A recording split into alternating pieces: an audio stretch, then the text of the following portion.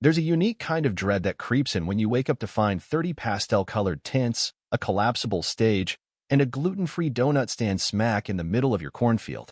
It's a different beast when it's all aglow like a music festival on your private property. I rubbed my eyes, squinted, and nearly spilled my coffee when I spotted a woman in yoga pants attempting to wrangle one of my goats with a silk scarf, while a guy in a golf saw arranged lavender sachets on hay bales like they were VIP seating. This wasn't a dram, it was a full-blown HOA wilderness retreat invading my land. No one called, no one asked, they just rolled in. That's when it hit me. This wasn't a mix-up, it was a declaration of war. I'm Tom, a third-generation farmer in southern Georgia, the kind of man who's up at 4:30 a.m., chatting with his cows and patching tractors with duct tape and a prayer.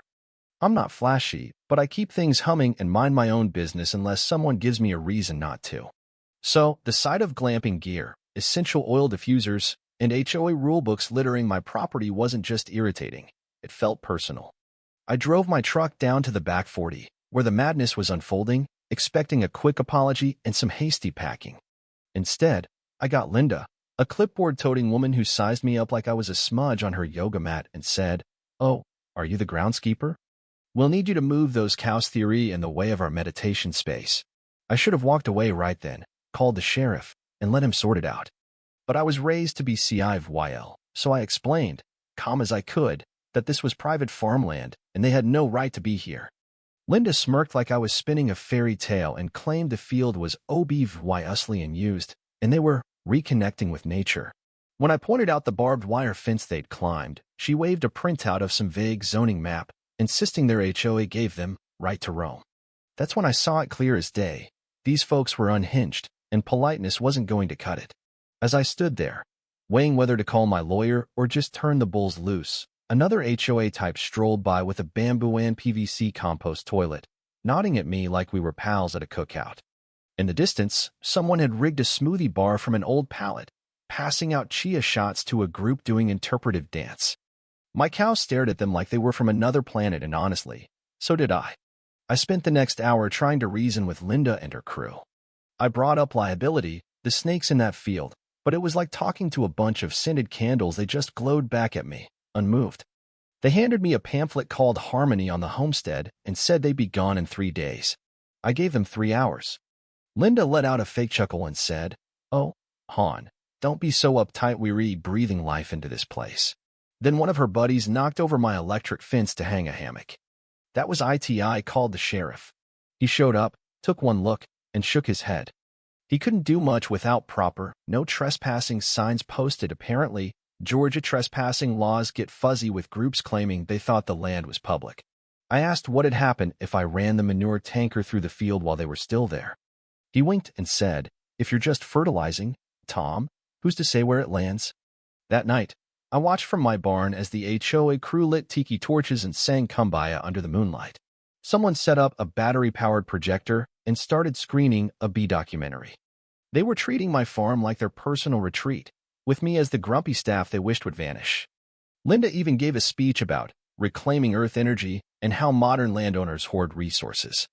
The gall of it, me granddad built this place from scratch. My dad kept it alive through storms and dry spells, and now this woman, who probably thinks a hoe is a yoga pose, was accusing me of hoarding dirt. By morning, they'd rerouted my irrigation line to fill an inflatable pool, yes, a pool in my field. They'd also used my barn as a backdrop for sunrise yoga, leafing eucalyptus candles teetering on hay bales. That was the breaking point. The manure tanker, old Gertie, had been sitting idle too long anyway. She was a holdover from before I upgraded my system, but she still ran like a dream.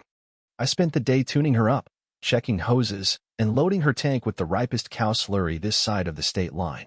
This wasn't just a spray-and-go job. These people had turned my land into a circus, so I'd give them a grand finale, a farm-fresh wake-up call they'd never forget. I waited until dusk. The field glowed with solar lanterns, and a quiet guy was reciting poetry over a mic. They had no clue what was coming. As I fired up old Gertie, I couldn't help but grin. They wanted rural vibes? They were about to get drenched in them. Revenge, they say, is best served cold. I say it's better warm, steamy, and sprayed through a high-pressure nozzle at 2 a.m. If you're teaching a lesson to entitled trespassers, might as well fertilize while you're at it. Old Gertie roared to life with a growl that could rattle the dead or at least the folks illegally camped in my pasture. I'd filled her tank that afternoon with a primo mix of cow dung, silage runoff, and a dash of pig slurry for extra punch. It wasn't just fertilizer, no, it was justice in liquid form. The sun was long gone, leaving only the flicker of tiki torches and lanterns dotting the field. From the barn, I could see them clustered near the center, giggling over a DIY kombucha bar while a guitar strummed softly. It'd almost be serene if they weren't squatting on my land. My buddy Jake rolled up at 10:30 p.m. sharp. Jake's the type who once fixed a busted well pump with a wrench and a coat hanger. We've been tight since we were kids, chucking bottle rockets at each other behind the grain silo. When I pitched the plan that morning, he didn't blink, just asked, "Need me to bring my goggles?" He hopped onto the tanker's back with a grin and a flashlight taped to his head. We checked the hoses, valves, and pressure, then waited for the signal, the start of their silent drum circle meditation, set for 11:45 p.m., according to the schedule. One of Linda's lackeys dropped by my well. Right on cue, I heard the faint thud of drums and the hiss of incense. That was our go. I eased old Gertie into gear, rolling down the hill like a vengeful beast on wheels. We stuck to the tree line, creeping closer. I could hear their chatter, laughter, someone crooning about lunar harmony. I'd never felt less harmonious. We swung around behind the tents first, near the compost toilets. No one saw use of. Everyone faced the fire pit where Linda stood on a crate, rambling about sacred soil or some such drivel. Jake gave me a thumbs up. I twisted the valve, and with a hiss and a thud, the sprayer arm swung out, spinning slowly. Then, with a wet splat, the first wave of manure arced over the tents like a stinky rainbow. Silence hung for a second, maybe two, before the screams started. Chaos erupted. Tents buckled under the slurry's weight. People ran, slipped, fell, and shrieked. Someone yelled, "It's raining sewage," not quite right, but close enough. A woman in a flowing robe flapped around like a frantic bird, dragging her oil kit out of the splash zone. A guy chucked his granola at us like a weapon. Linda hollered about lawsuits and atrocities, ducking behind a tent that collapsed on her. I kept old Gertie immovying, spraying in wide, merciless loops. Jake stood tall on the back, yelling, "Free eco-fertilizer, folks." Compliments of Georgia's finest herd. It was wild, messy, and downright triumphant. Justice flowed in a thick, brown haze. They tried to flee, but the field was a slick mess, tents, coolers, and yoga mats tripping them up. A drone crashed near the stage. Someone's phone got slimed mid-recording. Linda staggered up, waving her soaked clipboard like a battle flag, screaming for the cops. I angled the tractor just enough for a light missed her way. She yelped, stumbled, and toppled into a fallen compost toilet. Jake saluted. We made 3 full passes. By then, the field looked like a cow's revenge fantasy. Tents flattened, torches doused, the air thick with reckoning.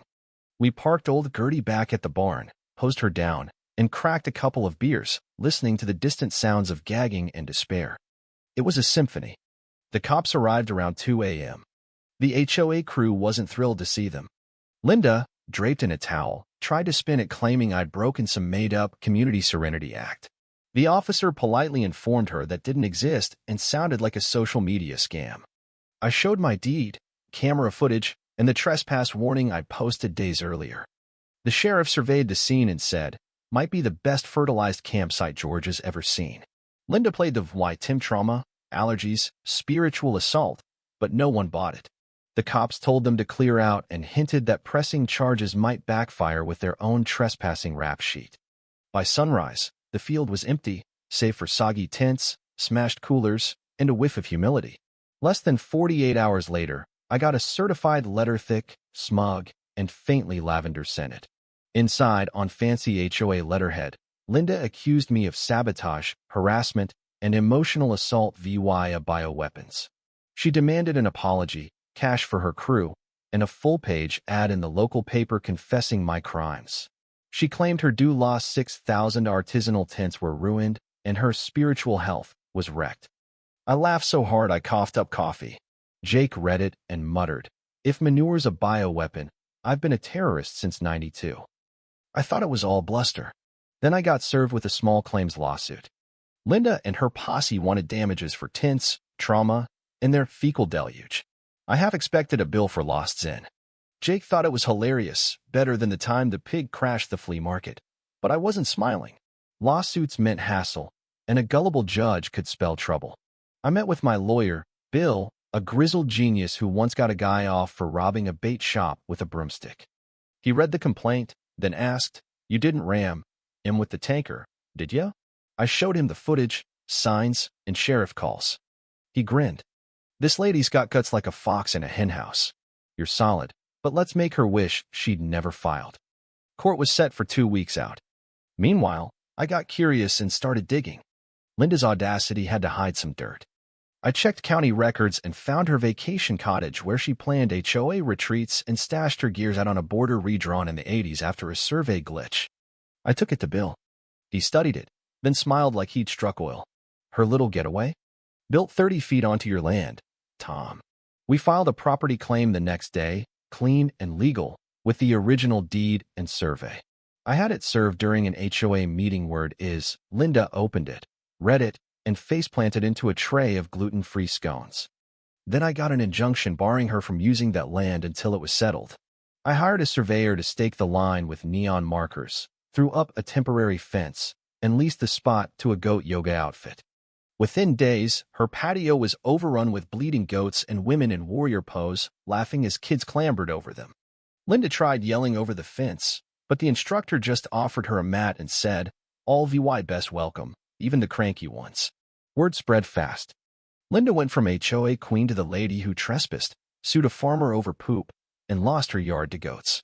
Some HOA folks backed off, muttering apologies. A few quit the board. Linda dug in, accusing me of systemic sabotage and livestock torment. In court, Bill laid out our case VY Deo, signs, warnings. Linda countered with sob stories and tint photos, but the judge shut her down. "Did you have permission to be there?" "No, but dismissed." She froze, stunned. The judge added, "Check your vacation property zoning, looks like a dispute's brewing." She stormed out, calling the system rigged, to Jake's slow clap. Linda got ousted from the HOA within a week. The local paper ran Farmer 1, Karen 0 with a manure night photo.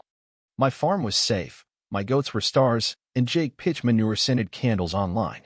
Things calmed down, or so I thought. People like Linda don't fade, they regroup.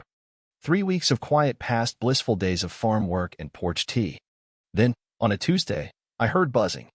3 drones hovered over my barn, cameras glinting. They circled, then zipped off. Guess who? Linda had hired a film crew pros and rebranded as a rural rights crusader. Her documentary, Oppressed by the Soil, One Woman's Fight, hit social media with a trailer of her crying by a fence, tints falling in slow-mo, and a fake manure dodge set to epic music. Some bought it, others mocked her hypocrisy. She went on a local talk show, calling me a rural tyrant. Then she sold t-shirts with my cartoon face and Manure Monarch stamped on them. Jake stormed in, warv-wying his phone. "We letting this slide? I know a guy who makes rude fireworks." I had a better plan. My friend Sarah, a gardening blogger with a huge YouTube following, heard the saga and said, "We're going big." Her VY Deo, the HOA that pitched tents and cow pies, was a masterpiece. 15 minutes of footage, Jake's quips, and Linda's compost tumble in slow-mo with opera. It blew up. Media called me, not her farm mags, news, even a podcast. HOA folks messaged me, fed up with Linda's drama. Some wanted out entirely. Then inspiration struck. I quietly bought 3 houses in her HOA through a shell company, Plow Ahead LLC, and ran for the board.